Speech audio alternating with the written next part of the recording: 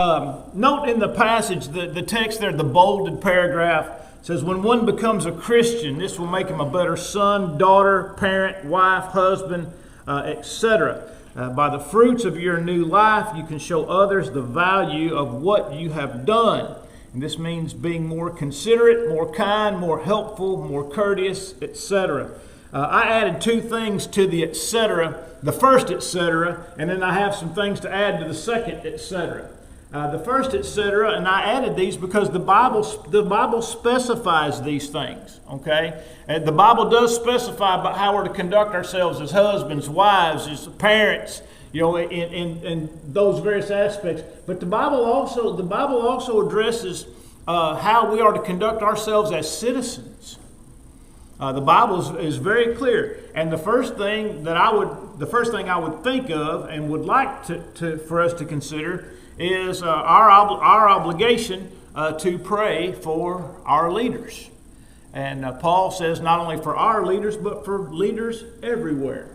Now, his situation was slightly different because there was only one leader of what was known as in the world, so to speak. The Roman emperor was, for the most part, he was the ruler. Of course, but then there were other kings, that served under, that Rome allowed kings to serve in their own countries. This was an extremely wise and prudent move on their part. They allowed the local people to govern themselves just so long as they did what Rome wanted them to do. In other words, here's these criteria that you have to fulfill to us. And then after that, you can do, you do your own thing. Now, that was going to change during the days of the New Testament church. For example, there came a time when the Roman government started putting pressure on all of its subjects to pay tribute to the gods. And especially as the Caesars claimed God-like status for themselves. And that's some of the things that you see right there in the middle of the book of Revelation which I think what's called the mark of the beast is the representation of the fact that that all people had to document their sacrifices and homage paid to the Roman deities. And the Roman and ancillary trade unions were critical in supporting this. And this is why the early church had a lot of difficulties in the latter part of the first century, because Christians had difficulties buying and selling, just like Revelation said that they would, because they couldn't produce documentation that they had offered sacrifice to the gods. And not being a part of the trade unions, they had difficulty marketing their goods and selling their goods and services in the marketplace. And so the Christians just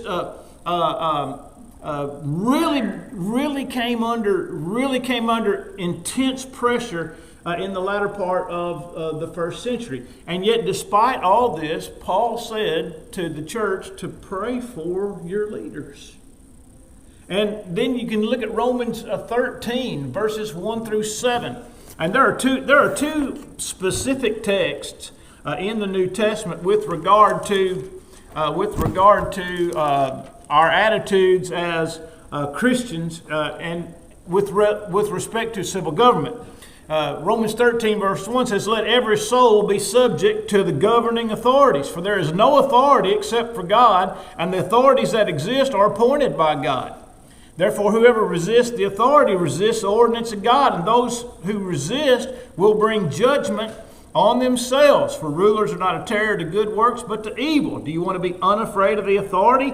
Do what is good, and you will have praise from the same. For he is God's minister to you for good. But if you do evil, be afraid, for he does not bear the sword in vain. For he is God's minister, an avenger to execute wrath on him who practices evil. Therefore you must be subject, not only because of wrath, that is, because what he will do to you, but also for conscience sake. For because of this you also pay taxes, for they are God's ministers, attending continually to this very thing. Render therefore to all their due, taxes to whom taxes are due, custom to whom customs, fear to whom fear, honor to whom honor. So Paul is pretty clear in his statements with respect to the Christian's responsibility to the civil government. I think it's also important for us to remember, for the most part, at the time Paul wrote this, the Roman government essentially did protect the people. And I'm not saying that they used all the tax revenues wisely, because obviously they didn't. And I'm not saying that the Roman government had any morality to it, because it certainly did not. But to me, the timing of this is also critical, because Paul wrote this at the time when the Roman government was fixing to transition from, a benevolent, peacekeeping government to an extremely authoritarian, overbearing, persecuting government. So the point is what Paul wrote in Romans 13, was under a government that was actually, for the most part, doing good for the people. But it was about to change. But even though it was about to change, God had Paul write it, which means when the government changed, God's word didn't change. We are still to be subject to the governing authorities. And there are some things in here that we obviously understand, where latter part of the first century, and look, even in our society today, we are finding more and more that our own government is not sympathetic to the full exercise and practice of Christianity. They're becoming more and more against Christianity. And by the way, I believe churches had every right to meet and rebuke the government during COVID. Some churches never stopped meeting. Matter of fact, I talked back in the day. I talked to a lady, a Christian sister in California. She said, we never quit meeting. Never. Not one Sunday did we fail to meet. And then some of us, because of the uncertainty, maybe didn't meet for 2 or 3 weeks, and then we started meeting again. But I believe the church had every right to meet, because we ought to obey God rather than men. And I pray that if anything remotely akin to that ever happens again, that we'll stick our thumb in the eyes of those that say we can't meet. When our brethren didn't meet for a whole year, and some of them for a whole year or more, that was shameful. Because it was obvious it didn't take a rocket scientist to figure out we were being duped by the government and by the news agencies and everybody else. I mean, we were being lied to, and if you could read, you would know that. Like I said, I would excuse the early on because we didn't know. You don't know what you don't know.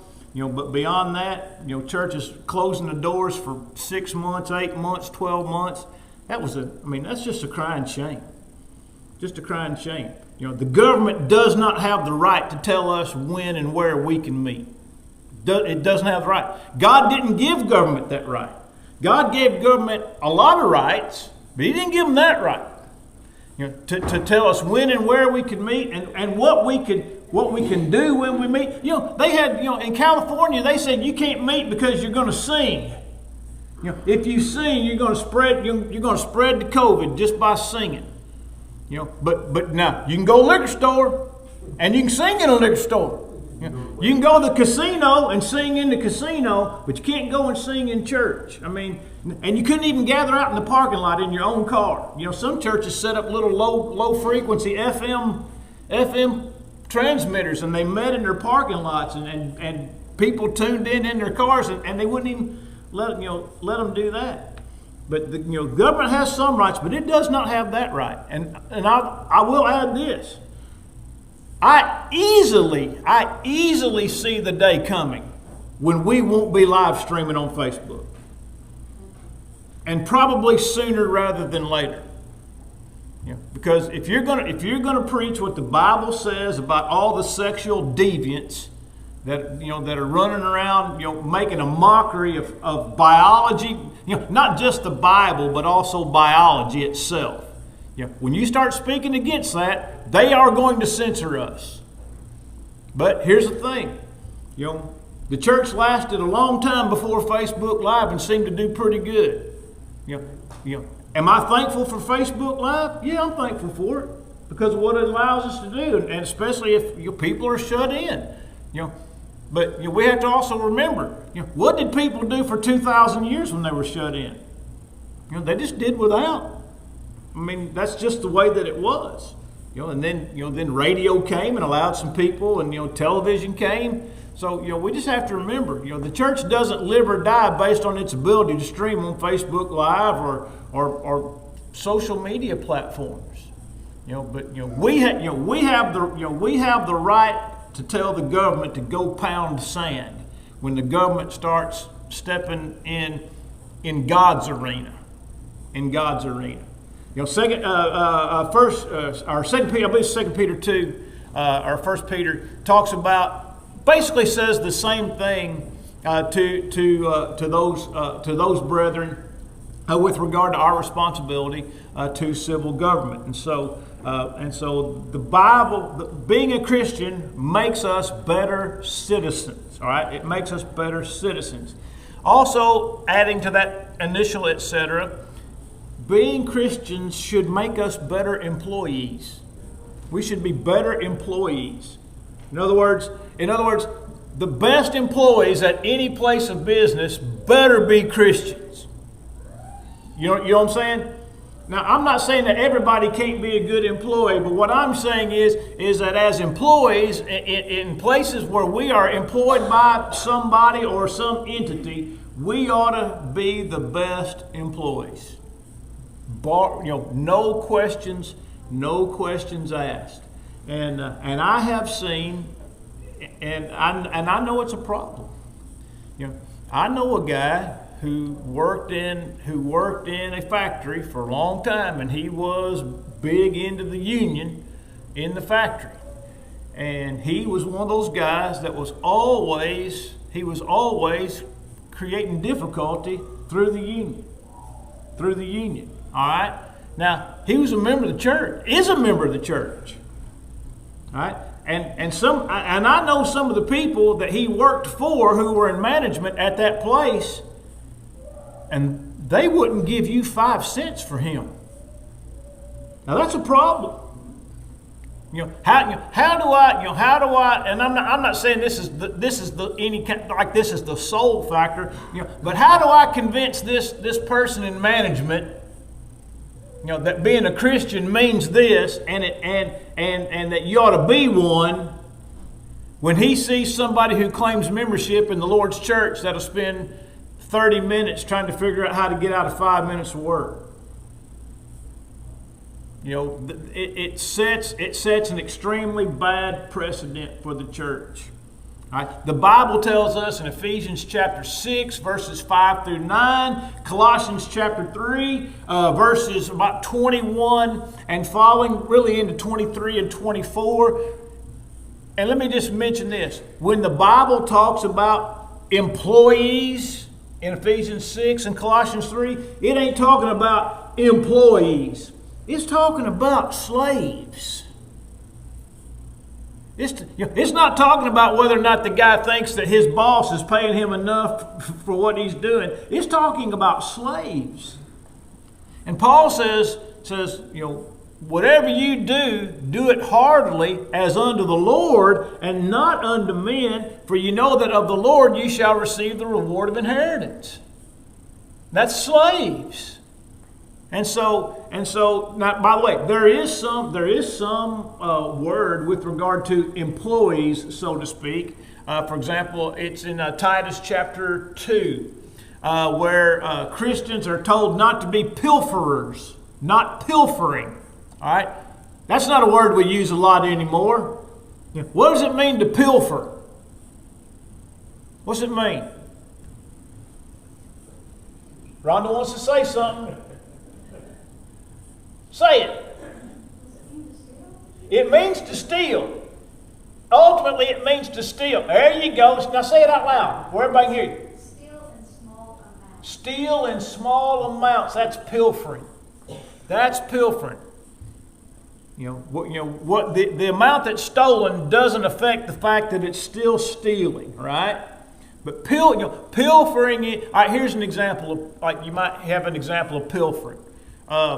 You work at some place, and of course we don't use the mail nearly as much as we used to. But let's just say you had a stack of mail that needed to be sent out, and you carried it to work, and your work's got a mail meter.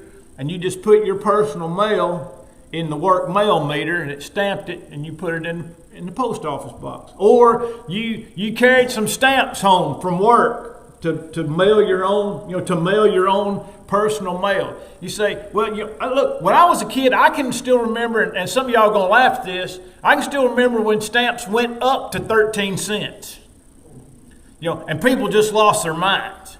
13 cents to mail a letter. That's highway robbery, right? But the point would be, all right. So let's just say you carried 5 stamps home. Well, how much is that? That's just 65 cents. It's just 65 cents, and that's how pilferers justify what they do. It's just 65 cents. Yeah, this time. But then next month, how much is it? And the next month, over the course of years, how much is it? And then when everybody does it, it really starts adding up. Listen, it used to, one of the things that always stuck in my mind was, in the work that I did when I was at the co-op, required writing things in ink. And co-op provided us with ink pens that had the co-op logo on them. But I never wanted to keep a co-op pen at the house. I kept mine on my tow motor, or my order picker, because that pen belongs to them and it's for me to do my work. You say, well, what's the big deal? That pen probably didn't cost 4 cents. All right, but what if everybody's toting pens home? So that's what pilfering is, and as Christians, we don't want to be pilferers. Look, I understand that sometimes you can accidentally do something like that, but if it came to your knowledge, pay it back. If it's that small of an amount, pay it back. No matter what it is. But you see what I'm saying? Sometimes things can happen. Whatever. But we don't want to intentionally steal even in the smallest amounts.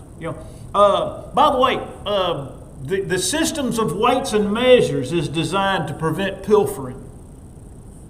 God told His people to have consistent weights and measures to keep people from pilfering.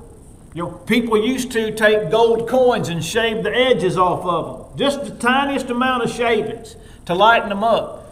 And it really didn't make a huge difference in one coin, but if you could shave 50 coins, you might make 2 more gold coins and stamp them yourself. See, they've pilfered a little. If the yardstick at your general store is 35.5 inches, and you know it, a half an inch, but if you run that store for 50 years, you've stolen a lot of fabric from your customers. And so we want to be, look, as what was Ronnie's the principal, Ronnie Miller. Ronnie Miller used to say, he said, just do right. He started every start of school, he'd meet with every individual class, and that's what he'd say to every class every single year, because I went to all the times my kids had to go, and Ronnie would say, he'd hold up the student handbook, and he'd say, this won't make any difference to you if you just do right. You're not going to run foul of this if you just do right. And as Christians, if we're dedicated to doing right, then in today's day and age, we will stand out. And so we want to be good citizens. We want to be good employees. Now, on the bottom of page 13, over to the top of page 14, it talks about 1 Peter chapter 3, verses 1 and 2, and it speaks specifically to wives who are Christians, and I think in this case become Christians after they're married. And it says of them that, let me just read it because I don't want to overly summarize it. It says, "Wives likewise be subject to your own husbands, that even if some do not obey the word, they without a word may be won by the conduct of their wives when they observe your chaste conduct accompanied by fear." That means reverence toward God. And so Peter says that husbands can be won by their wives. Now, understand the context. When he says without a word, nobody can be converted without the word of God. All right? It doesn't mean that there's no teaching going on. What Peter is saying is that when non-Christian husbands see the dedicated service of their Christian wives, the wife doesn't have to say anything to him to be an influence on him. It doesn't mean that she can't teach him, that she can't sit down at the supper table if he asks or whatever. It doesn't mean that she can't teach him. It doesn't mean that she can never say anything. It just simply means that her conduct is so filled with character and consistency and integrity that it makes an impression on a non-Christian husband to then inquire as to the difference. In other words, he can see the difference. And if it's a case, like I said, especially where you have a husband and a wife that are married and one becomes a Christian, like the wife becomes a Christian afterward, the change in her life obviously makes an impression on the husband, or the other way around. It can work husband toward wife or wife toward husband. It just seems like most of the time it works wife toward husband. And so he's not saying they're not to be taught or that you're not supposed to say anything. It just simply says when you become a Christian, your life changes so much. Your life changes so much. You know, I'll give you a theoretical. All right, a theoretical. But I'm sure this has happened at some point, and probably many times. Let's say you have a husband and wife, and they're not Christians, and they're happily married, but they do like to fuss. All right, and the wife might like to argue with her husband a little bit, and then she becomes a Christian, and then all of a sudden she starts practicing what the Bible says about wives being submissive to their husbands. And so the husband, he says something, and he's expecting some blowback, right?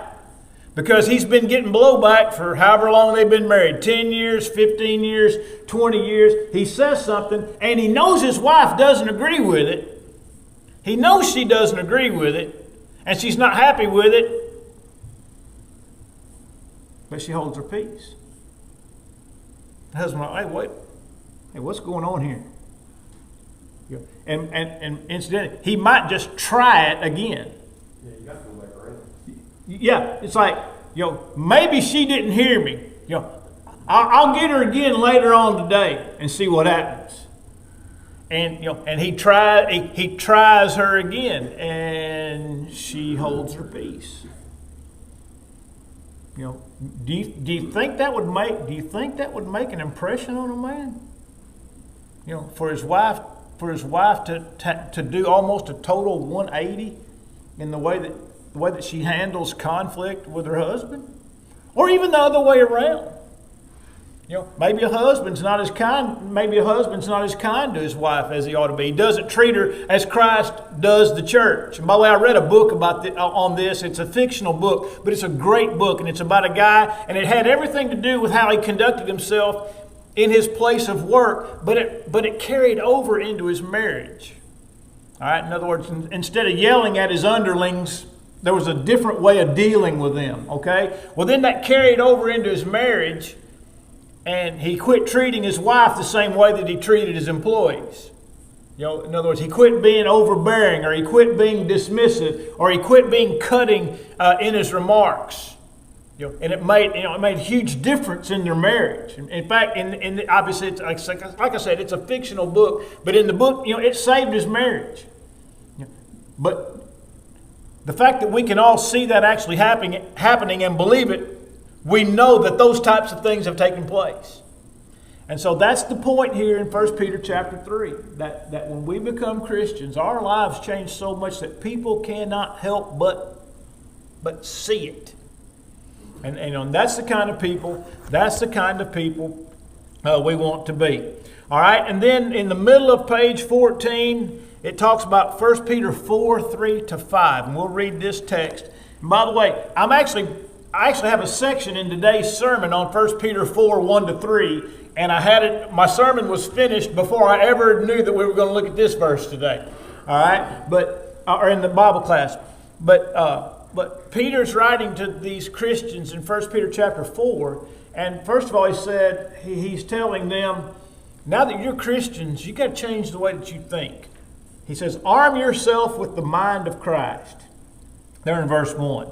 And quit living your time in regard to the lust of men, but according to the will of God. And then here's verse 3. We have spent enough of our past lifetime in doing the will of the Gentiles. In other words, we've lived like the world long enough. And by the way, it doesn't matter if you've lived like the world for 5 years or 10 years or 20. However long we've lived like the world is long enough. In fact, it's too long, right? He says, we've lived enough of our past lifetime in doing the will of the Gentiles. We walked in lewdness, lust, drunkenness, revelries, drinking parties, abominable idolatries. And in regard to these, talking about your companions, they think it strange that you do not run with them in the same flood of dissipation, speaking evil of you. And they will give an account to him who is ready to judge the living and the dead. So what's Peter saying? He says, as a Christian, when you quit living like the Gentiles live, they ain't going to get it, right? They're not going to understand. They're not going to understand why you don't go to the bar with them after work, and have a cold one. They don't understand why you don't frequent the same places that they continue. It's like, hey, you going with us? No, I'm not going. Why not? I don't go there anymore. I'm a Christian now. It's just that simple. I'm a Christian now. Right, so then when you tell them you're a Christian, does that mean they're automatically going to get it? Does that mean they're automatically going to leave you alone? Say, oh man, he's a Christian now. We're not going to invite him to these events anymore, and we're not going to say anything to him about being a Christian. Now we all know that's hogwash, right? They're going to talk about it and you. And by the way, and they don't care if you hear them. They'll talk about you when you're sitting at the table, as if you aren't even sitting at the table. Sit there at the table and say, man, we had a great time last Friday night. It's too bad old such and such doesn't go with us anymore. You're sitting right there. Like you can't hear what's going on. Look, I see some of you nodding your heads because you've experienced it. You've experienced it. All right? And so Peter's telling us, the world is not going to understand the life that we have chosen to live. But the Bible doesn't tell us they have to understand it. It just tells us we have to live it and be prepared for the blowback from those that we used to run with. You don't want to be our friend anymore. No, I'd love to be your friend. I just can't be your friend and do what you're doing. In fact, if you really want to be my friend, you'll sit down and we'll have Bible study together. Man, I'd love that. You'd really be my friend if you just sit down and let me tell you what I've done and why I've done it. There's a lot of ways to take advantage of that. And then 1 Corinthians 15:33 says, "Do not be deceived; evil companions corrupt good morals." I've said this before, and I'm going to keep repeating it. Paul didn't get to 1 Corinthians 15:33, it said, oh, by the way, I have a word for the young people now. I have a word for you young folks. Watch your companions, because your companions will corrupt your good morals. Look, adults are just as susceptible to sacrificing their values, compromising their principles as any young person ever was. And if it wasn't so, Paul wouldn't have said it right here in 1 Corinthians 15:33. By the way, just as an aside, I'm going to say something that sounds dumb or redundant, but 1 Corinthians 15:33 is in the middle of 1 Corinthians 15, which is known as the Great Resurrection chapter. 1 Corinthians 15 has 58 verses. 58 verses. And the lion's share, probably 45 or 50 of those verses, maybe even more than 50, are directly related to the resurrection of the dead. So when Paul says you need to watch your company, what he's saying is you need to watch your company in view of the fact that one of these days you're going to be raised from the dead. And when you're raised from the dead, you're going to give an account of how you lived in this life. And so as we think about being Christians and living the Christian life, we want to live that life in view of the fact that we will, saving that the Lord doesn't come in our lifetime, that we are going to die, and we are going to be raised, and we are going to give an account for how we've lived. And so I think sometimes I know that I've missed 15:33 in that context for a long time, because again, you hear it as a kid, but it certainly is given to adults. But then we have to understand the context. Watch your company, because one day you're going to be raised from the dead. And then you just ask this question: do I want to be raised from the dead in the condition that my companions are? And the answer to that question, if you're living in the world, the answer to that question is absolutely no. I'm blessed, because y'all are my companions. I hope to be raised from the dead in the same company as my companions. But for the rest of you that live and exist and work in the real world, so to speak, the answer to that question is no. I don't want to be raised to the same resurrection of those folks in the world. All right, next week, maybe prepare for day 6. Prepare for day 6 next week.